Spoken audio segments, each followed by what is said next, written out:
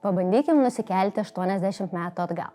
Partizanų stovykla, rūkstantis dūmai, puodas virš laužo. Gal tai košė? O gal sriuba pagardinta aplink stovyklą surinktomis gėrybėmis? Apsirūpinti maistu buvo vienas iš didžiausių mūsų partizanų rūpesčių. Kartais jis pavojingumu prilygo kovos operacijoms.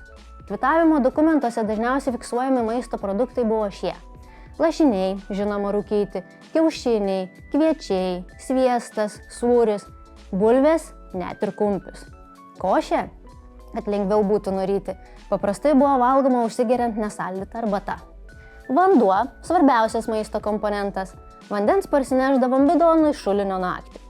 Miškas taip pat svarbus maisto šaltinis.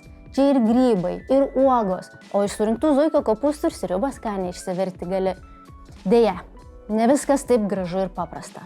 Tekdavo valgyti ir surūdijusius lašinius arba kasdienis riebalą. Taigi jei ne grybai ir ne uogos. O daugiau apie partizanų kovas už Lietuvos laisvę sužinosite Sąmoningų kilometrų žygiuose. Nuoroda aprašyme.